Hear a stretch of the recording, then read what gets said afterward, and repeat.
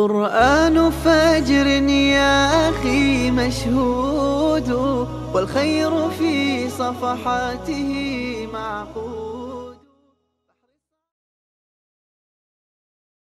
أعوذ بالله من الشيطان الرجيم. بسم الله الرحمن الرحيم. الحمد لله رب العالمين، والصلاة والسلام على أشرف الأنبياء والمرسلين وعلى آله وأصحابه أجمعين. رب اشرح لي صدري ويسر لي أمري واحلل عقدة من لساني يفقه قولي. آمين. Bugün Kur'an-ı Kerim'nin yeni sürelerinden bo'lgan hammamiz kichigimizdan Allah meyli to'g'ri olsun, meyli xato olsun, Ashobul Kahf qissasi deb öğütülgen ve anlatılgan Ashobul Kahf, yani g'ar egillarining qissalari so'zlangan öz ismini del şu Kahf, g'ar degan labzidan olgan sura Kahfga inşallah qadam qo'yamiz. Sura Kahf Mekke'de nazil bo'lgan 110 oyatdan tarkib topgandir. Sura öz ismini 12. ayetten aladı. Sura Mekke'nin en ahirki zamanlarında nazil bo'lgan bo'lib, ulug' payg'ambarimiz Muhammed aleyhissalatu vesselam'ның ruhiyet dünyasıga teselli bergen ve Peygamber aleyhissalatu vesselam'ның maneviyetini ko'targan, ichki dünyasını terbiyet kılgan bir suradır. Surenin mezmunlarına kelsak, icmali bir şekilde sure Allah subhanahu ve taala bilen mevcudiyet o'ttirishdagi aloqa. Yani bir tarafdan elib aytganda insanın Allah'a bo'lgan hojati, yani Allah insan aloqasining jup qutupluq tabiati bayon qilinmoqda. Shundaqla xoliq va maxluq o'ttirishdagi farqlarni ta'lim bermoqda. Sure ebedi ve ezeli bo'lgan Xoliq Taala ve Taqaddasning mutlaq ve mükemmelliki bilen başlandı. İnsaniyetinin en ahirki çeki bo'lgan Hz. Muhammed aleyhissalatu vesselam'ның insanlıkның tabiati ve Allah'ның kulu ekanligini esirtish bilen tugaydi. Elhamdülillahillezî enzele ala abdihil kitab deb başlangan Kul innama ana beşerun mitlukum yuha ileyye ennema ilahukum ilahu vahid deyiş arqılık Peygamber aleyhissalatu vesselam'ның bir insan ve şundaqla Allah'ның kulu ekanligini esirtish bilen özüge hatim berdi. Mevcudiyetning en çoxusu bo'lgan Allah subhanahu ve taala ve insaniyetning en çoxusu bo'lgan Muhammed aleyhissalatu vesselam bilen bo'lgan aloqa ayrılmaz bir aloqa ekanligini bildirdi. Onun için mevcudiyetinin en çok halık olan Allah özünün ismi şerifi olan özge hamd sana etiş bilen başlap en ahırda insaniyetinin ahırki peygamberi Muhammed aleyhissalatu vesselam'ның şahsi kimligini bayan kılış bilen tamamlaydı. Bu sure Kur'an içindeki en meseleler ve kıssalar bilen tolgan bir suredir. Meseleler ve kıssalar. Mesela birincisi Ashobul Kahf, g'ar egillari qissasi. İkincisi Bay ve kambag'al qissasi, misali. Adem ve İblis qissasi, Musa ve Salih kul qissasi. En ahırda Zulqarnayn qissasi. Zulqarnayn bilen Ya'juj Ma'juj qissalari hem bu surede yer algan boludu. Bu qissalarning her birisi bikadan bikaga qissa qilingan emas, her birisi o'xshash bo'lmagan birer narsaga ishorat qilmoqda. Demek her biri Allah subhanahu ve taolaga ishorat qilgan bir oyat, Allah subhanahu ve taolani ko'rsatgan bir barmoq, Allah subhanahu ve taolaga ishorat qilgan bir mo'jizaviy hodisalardir. Uning uchun bu qissalarning nima deyotganini, bizga nima so'zlayotganlar emas, zodi bu so'zning oqisida nima va nimani maqsad qilyapti, nishoni nima? Bu qissalardan maqsad, nishon deganni ham o'ylanish, o'qish, o'qitish, o'tirib chiqarish lozim. Ashobul Kahf qissasi kelsak, Allah subhanahu ve taolo mavjudiyatning eng normal bir tabiiy bir haqiqatini shu qissa orqali o'tirib qo'ymoqda. Chunki ular bir mezgil biz bilgandek bir o'lim emas, shundaqla biz bilgandek uyqu va yoki bir hayotmi emas, balki Allah subhanahu ve taala biladigan bir yaşaş hayatida bir mezgil yaşagandan keyin eningdan keyin chiqqanligi, eningdan keyin yana qaytganligi hammamizga ma'lum. Keyingi qissalarda tafsili bayon qilishimiz mumkin inshaalloh. Bu qissa o'lgandan keyin tirilishga amaliy bir voqea bilan ishorat qilgan bir qissadir. Chunki bir qancha insonning 100 yil, 200 yil, 300 yil mazgil yer sharidagi gibi insonlar jamiyatidan birga yashagan jamiyatdan ayrilib 200 yildan keyin yana qaytib kelishi favqulodda bir hodisadir. Bu bir normal emas, g'ayri normal bir hodisalardan, voqealardan iboratdir. Shunda bo'lganligi uchun bu qissa o'lgandan keyin tirilishga ishonmaydigan insonlarning maymoq tasavvurlarini yangidan qurib chiqishga ishorat qilgan bir qissadir. Ikkinchisi boy va kambag'al qissasi masalasiga kelsak, bir tarafda bir zolim boy, yana bir tarafda bir haqiqatchi kambag'al. Ya'ni her zaman ve her makanda bugün gündeki zamanda mı oturuğa çıkışı mümkün bo'lgan bir misal. Bu qissa hayotdagi boylik va yo'qsizlikning mohiyati to'g'risida cho'nqur bir tushuncha hosil qilishni ta'lim bermoqda. Va bu to'g'rida eng to'g'ri, eng sog'lom bo'lgan bir tasavvur qurib chiqishimizni shundaqla nurg'un moddiy boylarga qarab biz boy degan insonlarga Qur'oni Karimning kambag'allikda eng chekiga yetgan kambag'al gadoy bir inson deydiganligi. Ammo biz kambag'al deganlarimizga bo'lsa Qur'oni Karim bu eng bayashat bir inson deb qaraydiganligi. Boy va kambag'allik qandaqdir bugungi insoniyat dunyosining o'lchamlarda jushugandek, bugungi kundagi jahillarning qarg'indek faqatla 2-4 tanga pul moddaga qaralmaydigan, balki ma'noga qaralgan bir ish ekanligini bu sura o qissada xabar bermoqda. Va boy kambag'allik o'lchimi to'g'risida Alloh subhanahu va taoloning bir o'lchimi borligi, Allohning qara degan yeridan, Alloh subhanahu va taoloning fikr yurgizin bu tarafdan qarang degan ko'znaklaridan qarag'animizda biz boy deb jarsagan insonlarning ajoyib bir faqir, gadoy, ruhiy abgah ekanligini biz faqir deb qargan insonlarning bo'lsa ajoyib boy ekanligini ta'lim bermoqda. Agar bir insonda ma'naviyatga to'lgan bir saf qalb, samimiy yurak bo'lsa, boylikning eng cho'qisi, eng buyuk ekanligini, asli boylikning moddiy boylik emas, bir qalbiy boylik ekanligini tekrar ta'lim bermoqda. Chunki Odam va iblis qissasi, u qissaga kelsak, yaxshilik va yomonlikning tabiati va şeytanın bashariyatga abadiy dushmanligiga ishorat qilmoqda. Musa va Salih qul qissasiga kelsak, rivayetlarda Xidr ham deyiladi, Xidr alayhissalatu vassalam deyiladi. Ashyoning ko'ringan va ko'rinmagan ikki yuzning bo'lishiga ishorat. Har qanday bir ashyoning biz ko'radigan tarafi va biz ko'rmaydigan tarafi va biz biladigan tarafi va biz bilmaydigan tarafi va shundaqla ilm bilan hikmat o'tirisidagi chunqurlikqa bu ikki ilmiy nuqtai nazardan qaraganda bir o'xshash narsaning qanchalik farqli bo'lganligi va har qanday bir insonning agar u payg'ambar bo'lgan taqdirdami har narsani men bilaman, mening bilimimning chekisi mushu, chekiga yetdim deyishning bir xato mantiq, xato fikr, xato tasavvur ekanligini uqtirmoqda. Alloh subhanahu va taoloning koinotdagi pili qonunlarining orqa planida inson aqli ojiz keladigan bir xil tilsimotlar, sir va hikmatlarning bo'lganligi bu to'g'rida insonning aldirab oxirgi so'zlarini kesib so'zlamasligi, bir narsa deyishning xato ekanligini o'ttirib qo'ymoqda. Qog'ini Musa alayhissalatu vassalam bilan Xizr orasidagi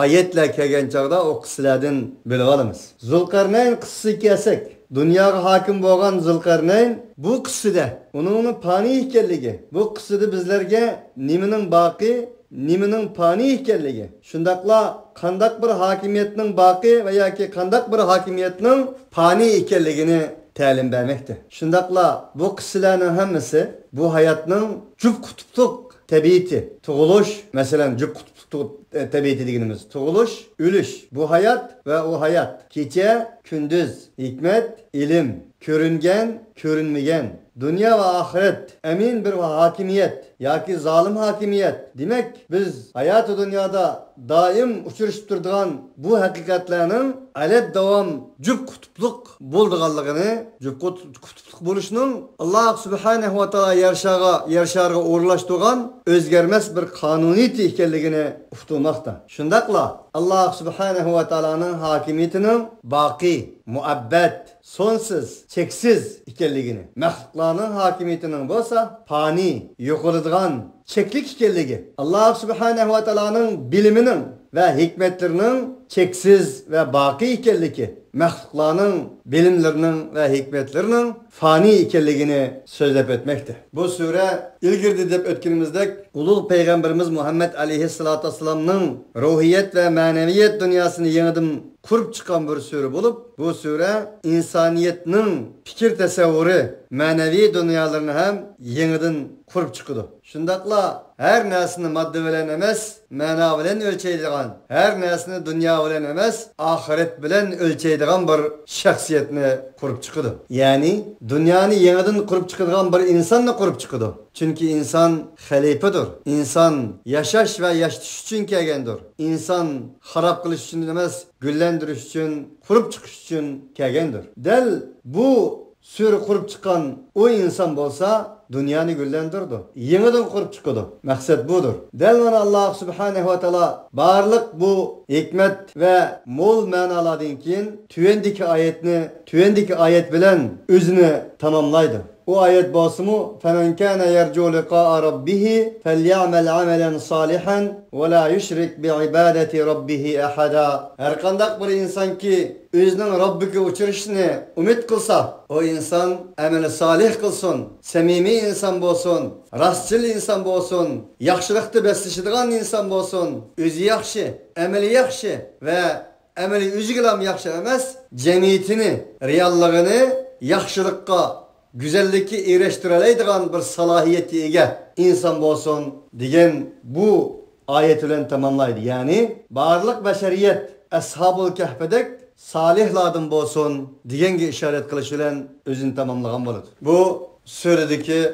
öz içine algan mezmunlarının icmali tariqisidir. Del bu mukaddimeden keyin Rahman ve Rahim bolgan Allah subhanahu ve ta'ala'nın ismi bilen başlayman. Sure şundak demektir. Elhamdülillahi'llezî enzela ala abdihil kitâbe ve lem yec'al lehu ivaca. Öz kuluğa kitapni nazil kılgan ve o kitapta hiç kandak bir kemçillik kılmagan Allah subhanahu ve ta'alaga hamd sanalar bolsun. Ayvacen diyen egirlik, maymaqlık diyen mende. Yani özünün kulu Muhammed aleyhissalatu vesselamga hiç bir egirlik bolmagan, hiç kandak bir maymaqlık bolmagan, hiç kandak bir kemçillik bolmagan, hiç kandak bir hatalık bolmagan ilahi kitapta nazil kılgan Allah subhanahu ve ta'alaga hamd sanalar bolsun. Allah subhanahu ve ta'ala Kur'an-ı Kerim'nin 2. suresinin 5'inde Alif Lam Mim Zalikel kitabu la raybe fih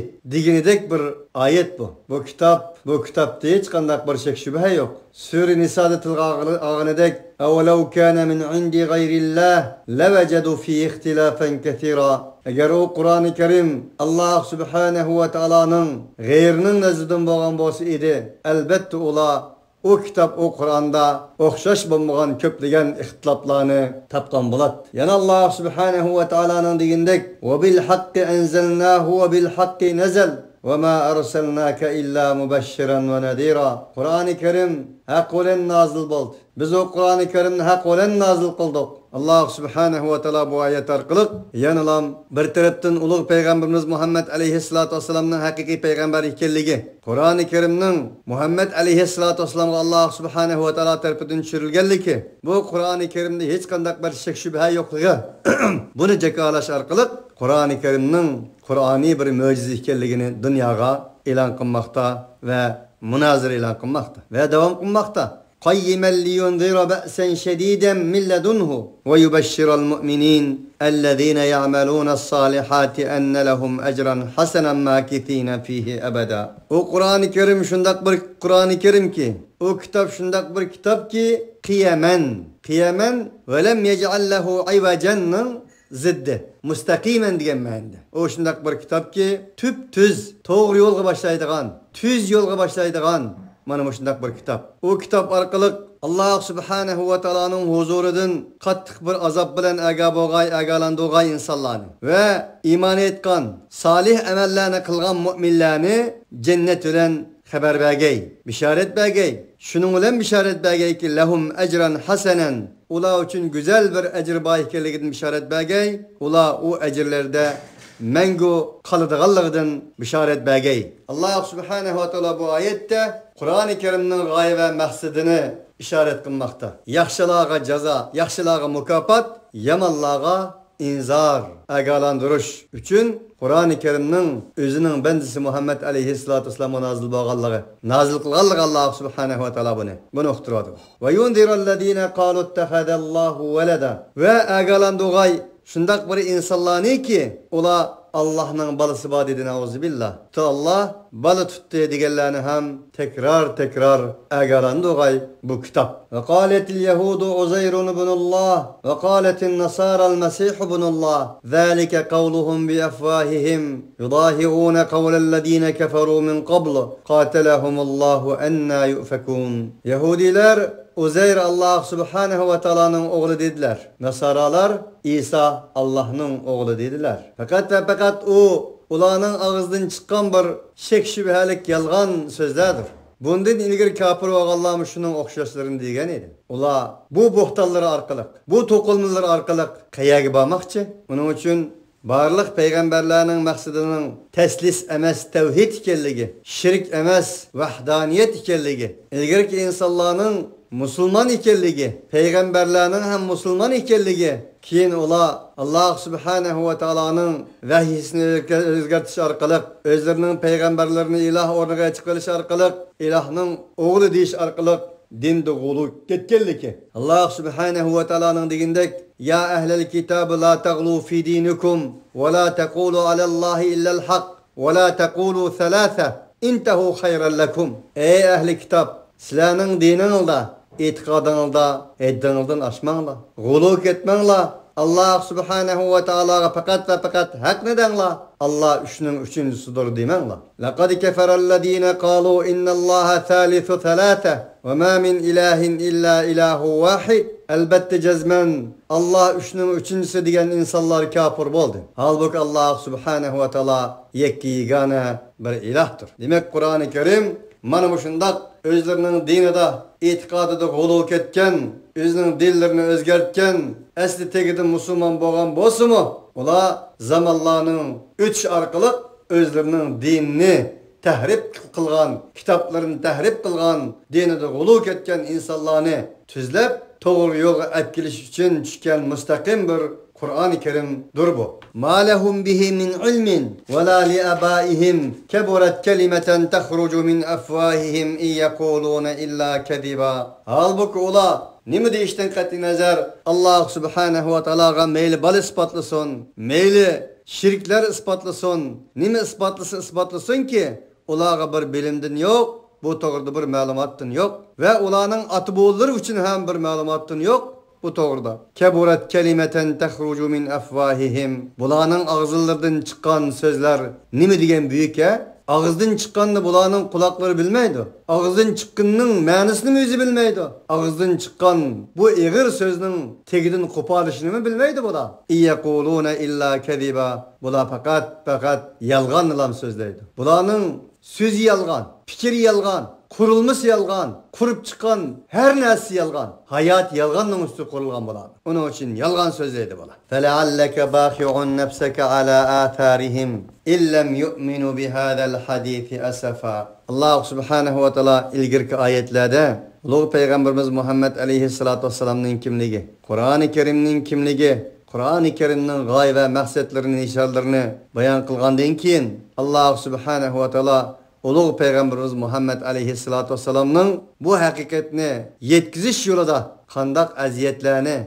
kalblerinin kandak boğallığını bizge ihbarlamekte. Ey Peygamber! فَلَعَلَّكَ بَاخِعُنْ نَفْسَكَ عَلَى آثَارِهِمْ اِلَّمْ يُؤْمِنُوا بِهَذَا الْحَدِيثِ أَسَفًا. Senin kandaklı bulmuşsun senin nefsini halak kılgıçdır sen. Halak kılışın mümkün. Ulanın ızı qarab, ulanın eserleri qarab, ulanın muameleleri qarab, ulanın vahiyge boğan, sana boğan ahvalları qarab, üzerine halak kılışın mümkün. İllem yu'minu bihadal hadisi asafa. Eğer ula muşu hadiske yani mush Qur'oni Karimga ishonmaganligi uchun asafan hasrat chekib, uningga siqilib, ko'ngling siqilib, o'zingni halok qilishing mumkin. Unda qilmasliging kerak deydi Alloh subhanahu va taolo. Yana bir oyatda fala'allaka bakhun nafsaka alla yakunu mu'minin.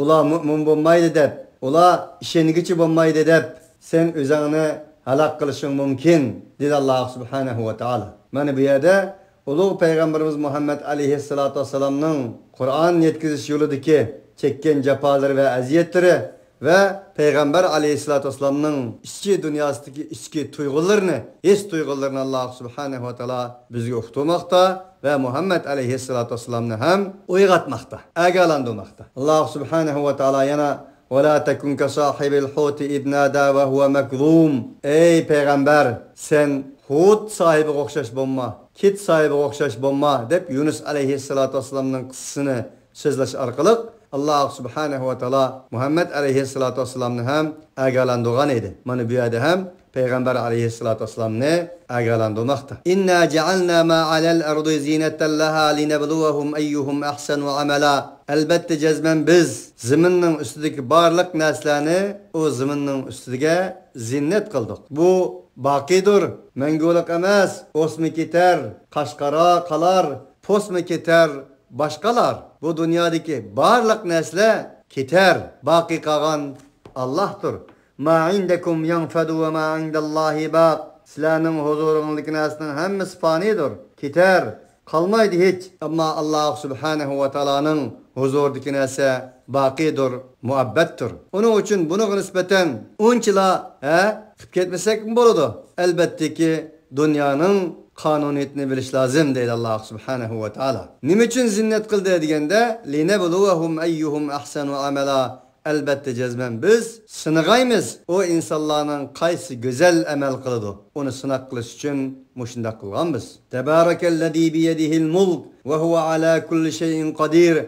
Ellezî halakal mevte vel hayâte liyebluvakum eyyukum ahsanu amela. Enin kudret kulu, enin kuluda mulkiyet, melekut ve mulkiyet boğan Allah subhanahu ve taala mübarektir. O Allah subhanahu ve taala her nesi kadirdir. O Allah her nesi kadir ekenligi şu ki Allah subhanahu ve taala ellezî halakal mevt ölümni yarattı. Vel haya Allah subhanahu ve taala hayatını yarattı. Ölüm kanda hayat kanda mahluq olgan bolsa ölüm şunda mahluqtur. Hayat ölgen iken ölüm hem ölüdür. Çünkü her ikisi mahluqtur. Nima üçün şunda qildi Allah subhanahu ve taala liyebluvakum eyyukum ahsanu amala. Sizlarning qaysingga güzel amel kılıdı. Bunu sınaş için Allah subhanahu ve taala ana şundak ölümni ve hayatını yarattı. Şundak kılış için Allah subhanahu ve taala ziminni yarattı. Ziminin üstündeki barliq narsalarni zinnet kıldı, zinnet. Onun için zinnet demek insanların üstündeki taşqi narsalardır. Asli narsa emasdir. Zinnet juyushilan yo'qoladi. Am hasibata anna ashabal kahfi vel raqim kanu min ayatina ajaba. Yaki ey muhattab, guman qildingmi sen? Şunu guman qildingmi ki jazman kahf egilleri, g'ari egilleri ve raqam egilleri, xet egilleri bo'lgan ediler, ular bizning oyatlarimizdan ajabliroq bo'lganmi? Shunda guman qildingmi sen? Alloh subhanahu va taolo da'vat ediki, bu ashabul kahfning qissalari, ashabul kahfdan iborat bo'lgan bu oyat bizning oyatlarimiz to'g'ri. U yılda ömürde bir hakiyetim boğallık için sizlerge şundak bir acayiplerlik ayet tuyulgan buluşu mümkün. Ama bu mesele ayetlerinin içinde, belik sonun içinde çümüp jügendek jürüysizler. Keçe bir ayet, gündüz bir ayet, keçe ölümle temsil kılsa, gündüz hayatını temsil kılıdı. Keçe kışını temsil kılsa, gündüz baharını yazını temsil kılıdı. Bu bir ayet. Siz bu ayetlerini kündü kögelliğimiz için ayetlikten çıkırıp Ashab-ul Kahf'nin kıssadan ibaret bo'lgan bu vaqqa, bu hadisini bizning ayetlerimizning hammasini yoki ba'zilarini ajablikroq deb gumon qildingmi? Oyatdagi raqim degani taxt yozilgan bir xat yoki xat taxtasi degan ma'noda. Alloh subhanahu va taolo kitabun marqumun yashhaduhul muqarrabun dedi sura Mutaffifinde. Marqum, raqim bir kitobga yozilgan, raqam qo'yilgan degan ma'noda. Ve yak bu raqim degani ular yetib bir mezgil chiqqandan keyin orqada qolganlar ular yotgan yeriningki shu Kahf g'arning ishkiga esilgan, esib qo'yish uchun yozgan bir maktub bo'lishi mumkin. Kim bu Ashabul Kahf desa, ma'lum bo'lishicha, milodiyning 452-yil tug'ilgan bir ismi James Suriyalik bir Hristiyan rahibning kitobida bayon qilingan bir tarixiy qissaga murojaat qilganligi ma'lum. Bu Ashabul Kahfning qissasini bayon qilgan mayli mufassir olsun, mayli sharq, mayli g'arb olimlari olsun. Chunki bu rahib Ashabul Kahfning tirilib chiqqan vaqtning o'zida ular uchrashgan odamlarning zamonida yoki uchrashganlarning bir ekanligi ma'lum. Barliq musulmonlarningki bu qissa to'g'risida so'zlagan ma'lumotlarning hammasi dal shu rahib tarafidan yozilgan ma'lumotlarga asoslanganligi ma'lum. Demak, shu vaqtdagi insonlar Daqiyanus ismli bir zalim podshoh, bu ham milodiy 249-yili milodiydan burun yaşagan insonlar bo'lib, yoki milodiy 249-yillari yaşagan insonlar bo'lib, bularning podshosi bir Daqiyanus ismli bir podshoh ekanligi, ularning ba'zisining jultuzga, ba'zisining o'tga, ba'zisining bir narsaga ibodat qilganligi va bu podshohning o'z davridagi xristianlarga qilgan zulmining mashhur ekanligi. Bu zamonda bir qancha yosh yigitning ularning qilayotgan ibodatlari, davlat siyosati va insonlar qilayotgan zulmlarni qo'llamaganligi. Shundaqla ularning o'zining fitrat dini bo'yicha musulmon ekanligi, ammo o'zining iymon va tavhidini yoshirib kelganligi. Yoshirgan bo'lsin kunlarning birida ularning hayit bayramlarida, hayit bayramga borgan vaqtning o'zida, masalan, ko'pincha insonlar bilmaydi, jahil insonlarning hayit bayramlari va g'arb dunyosida va boshqa yerlarda jahil kafir insonlarning bayramlariga qatnashib batgan odamlar bilishi mumkin. Kunlarning birida bir bayramda hamma insonlar bir yerga to'plashib turgan vaqtning o'zida ular ham bir millatining, xalqining bayrami bo'lganligi uchun bir yerga keldi-da, kelgandan keyin ularning qilayotgan qiliqlari bularning kallalaridan o'tmadi. O'tmagandan keyin bir chetda turdi. Anadan keyin ikkinchi birisi kelib uning qo'shildi, uchinchi birisi kelib uning qo'shildi derken bir qancha yosh yigit u yerda o'zi til tepishib qoldi bizning tilimizda. Siz nima uchun ularning bayramlariga qo'shilmaysiz deganda o'zining iymoniy, tavhidi bir inson ekanligini. Bular ilib berayotgan bayramning Alloh subhanahu va taoloning tavhidiga, ularning iymoniy tavhidi prinsiplariga muvofiq bo'lmaganligini, uning uchun qo'shilmaganligini deb til tepishda bir oldi, ikki oldi, uch oldi. Bir rivayette 7, bir rivayette 6. Onun sallarımı növbeti keldi. Shunda der ekan, ular qo'shilmagandan keyin shu vaqtdagi Daqiyanus degan podshoh bularning mu'min muahid ekanligini uqtida, ularni har qanday bir zolim, har qanday bir diktator podshohning kuchi haqiqatga yetilgan bir tabiat, qonuniyat bo'lganligi uchun hozirgi bizning tilimiz bilan ularning iymonini yandirish, ularning dinini o'zgartirish, ularni tip yıldızdan yo'qotish maqsadida bizning tilimiz bilan tutish bo'rg'i chiqadi va yoki bo'lmasa tutishni maqsad qildi. Derken ular endan keyin qochdi. Ular qochdi, podshoh qo'g'ladi. Ular qochdi, podshoh qo'g'ladi. Qo'g'ilgandan keyin ular bir g'arg'a bo'lib taqaldi. Taqilib, mush suraning kelgisida kelgan oyatlikda oyatlarda deyilgandek ularning qochish jarayoni, ularning shu yerda turish jarayoni tilga ilindi.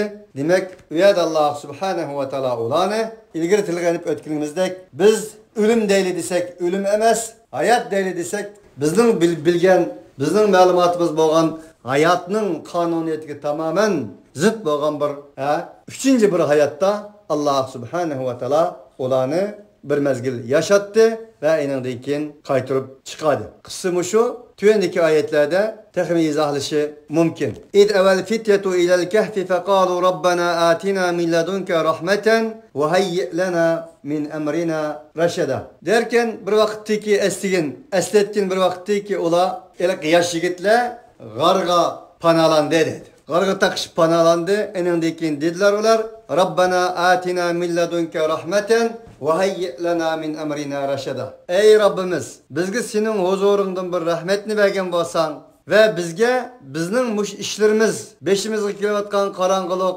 bu ishlarimiz to'g'risida bir rushdi hidoyat bergan bo'lsang, dedi qarni oldida. Derken fadarabna ala adanihim fil kahfi sinina adada.